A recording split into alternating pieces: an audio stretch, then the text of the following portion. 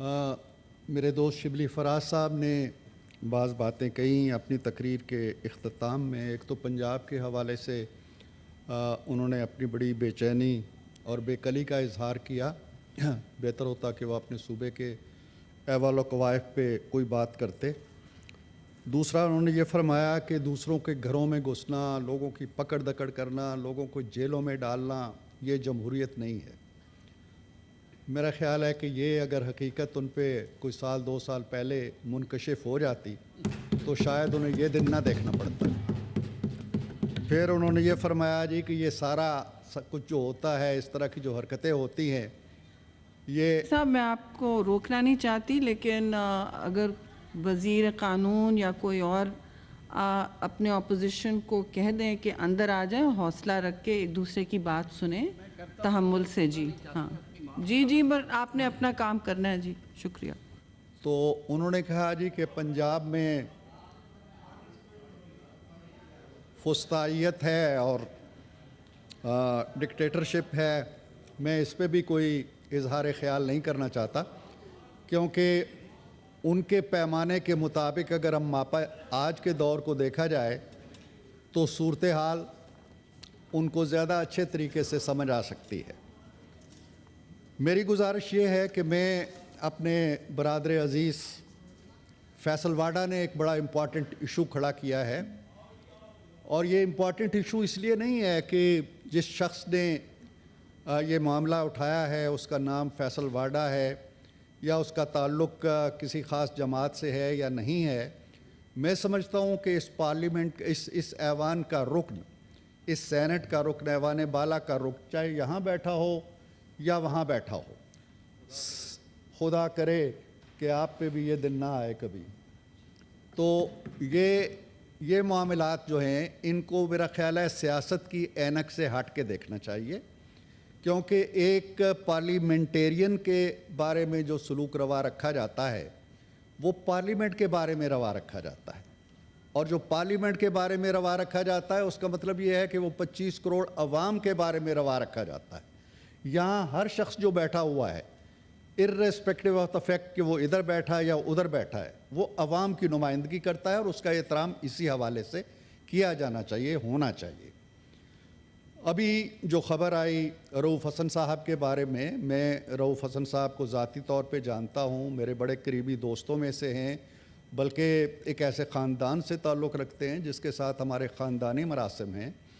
ان چیزوں سے قطع نظر ان کے ساتھ جو کچھ ہوا ہے اس کی میں بھرپور مذمت کرتا ہوں، اپنی جماعت کی طرف سے بھی اور میرا خیال ہے ان تمام بینچز کی طرف سے بھی، اس لیے کہ یہ فسطائی رویے جو ہیں اور اس طرح کی جو حرکتیں ہیں یہ کسی کی آواز کو چپ نہیں کرا سکتے. آپ دوسرے کے قد کاٹ کو زیادہ نمایاں کرتے ہیں جب کوئی اس طرح کی بات ہوتی ہے. ایسا نہیں ہونا چاہیے، ایسا کل بھی نہیں ہونا چاہیے تھا، ایسا آئندہ بھی نہیں ہونا چاہیے. تو مجھے بہت افسوس ہوا. انشاءاللہ تارڑ صاحب نے یقین دہانی کرائی ہے، کل وہ اس پہ جامع رپورٹ پیش کریں گے.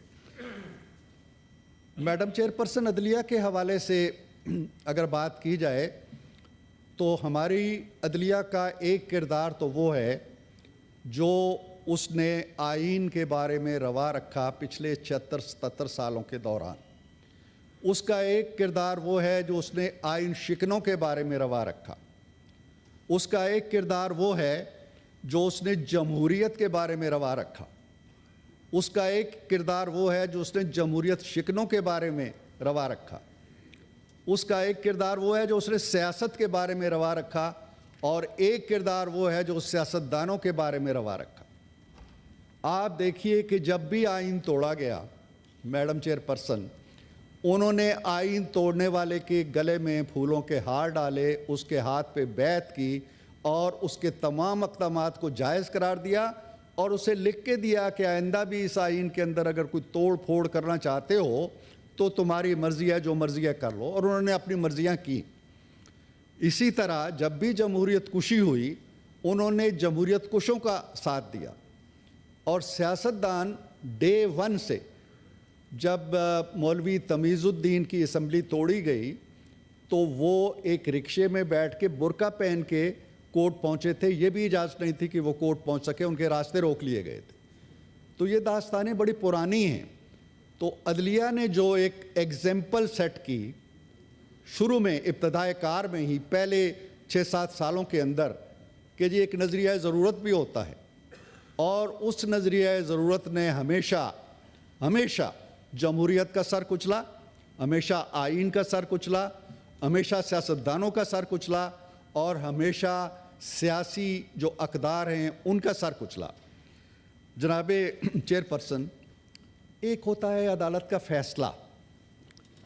عدالت معاملے کو دیکھتی ہے، جانچ پرکھ کرتی ہے، وکلاء آتے ہیں، اپنا مقدمہ پیش کرتے ہیں، آئین ہوتا ہے، قانون ہوتا ہے، روایات ہوتی ہیں، ضابطے ہوتے ہیں، ان کی نگاہ میں وہ دیکھتی ہے، وہ فیصلہ کر دیں 100 بسم اللہ۔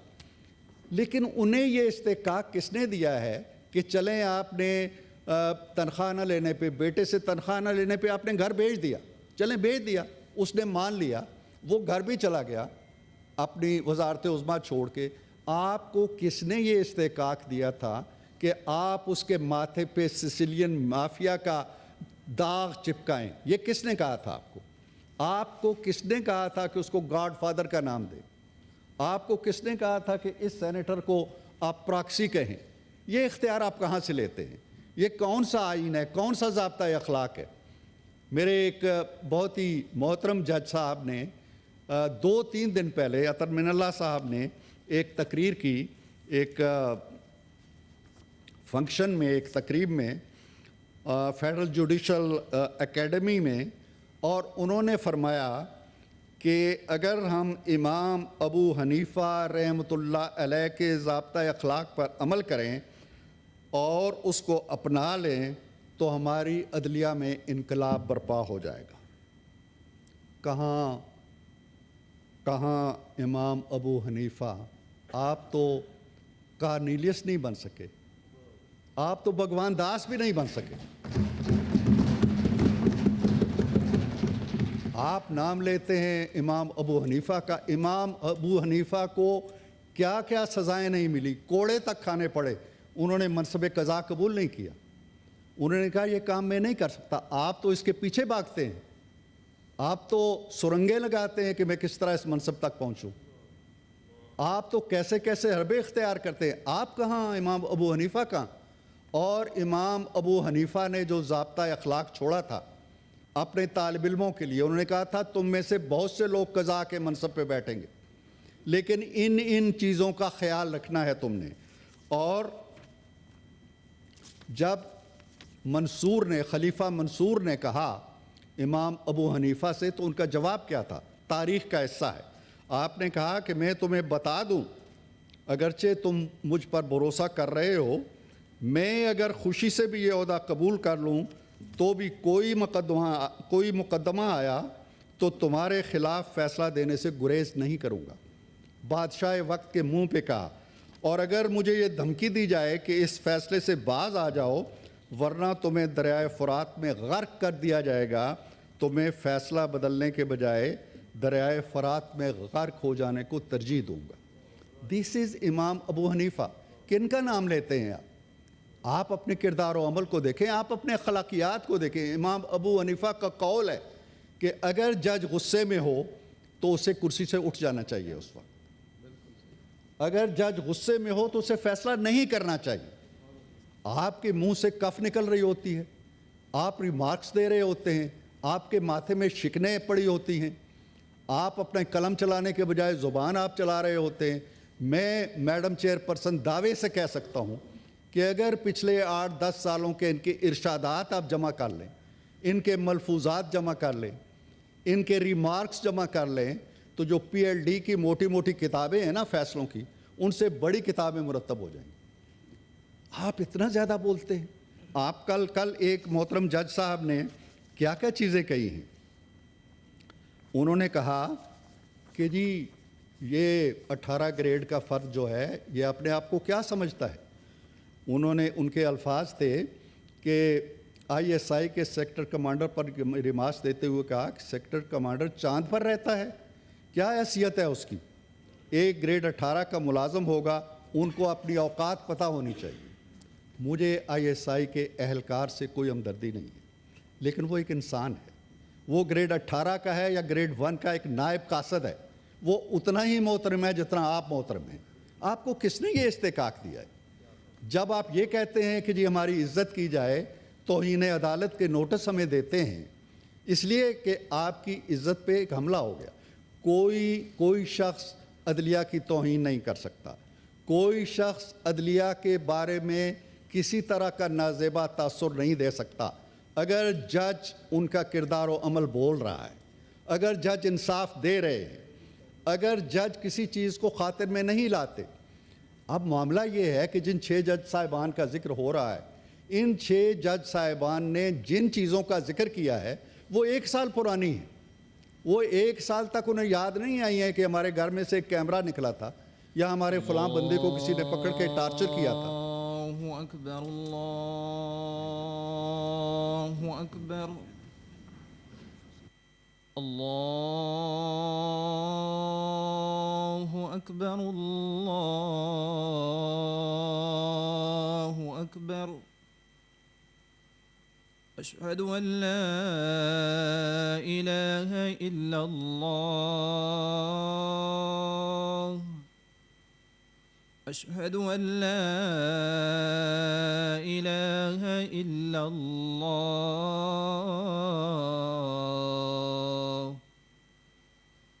اشہد ان محمد رسول اللہ، اشہد ان محمد رسول اللہ.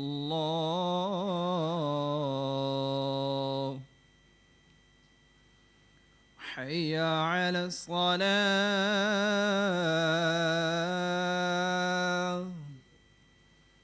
حی علی الصلاة،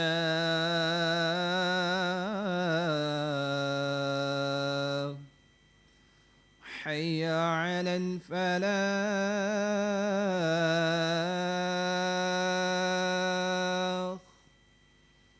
حی علی الفلاح.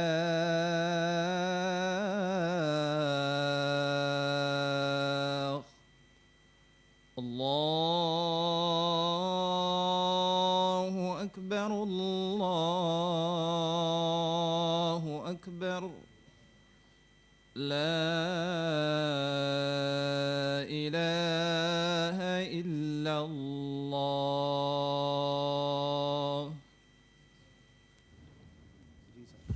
جی ہاؤس کا میں سینس لینا چاہتی ہوں کہ 10 منٹ کی بریک چاہیں گے یا بعد میں آپ یہ ختم کر لیں. چلیے پھر جی sorry law minister 10 minute right after آپ اگر کنکلوڈ کر لیں سینیٹر صاحب. جی شکریہ میڈم چیئر پرسن. میں کچھ زیادہ تفصیل میں نہیں جانا چاہتا. میں ان کے ضابطہ اخلاق کی طرف توجہ دلانا چاہتا ہوں جو 2011 میں انہوں نے خود ماڈیفائی کیا تھا، اور یہ ضابطہ اخلاق ان کی ویب سائٹ پہ بھی پڑا ہوا ہے. اس کی 2 شقوں کا صرف میں حوالہ دینا چاہتا ہوں. ان 2 شقوں کے آئینے میں یہ خود اپنا کردار دیکھیں، ہم کچھ نہیں کہنا چاہتے. یہ آرٹیکل 2 کہتا ہے ان کے ضابطہ اخلاق کا کہ جج کو اللہ سے ڈرنے والا، قانون کا پابند، متقی، زبان کا پکا، رائے میں عقل مند، محتاط، تحمل مزاج اور الزام سے پاک ہونا چاہیے. یہ وہ کوالٹیز ہیں جو ہمارے لیے 62 63 میں رکھی گئی ہیں. ہم تو پتہ نہیں کتنے لوگ 62 63 کی بھینٹ چڑھ چکے ہیں، ان پہ تو یہ تلواریں چل جاتی ہیں.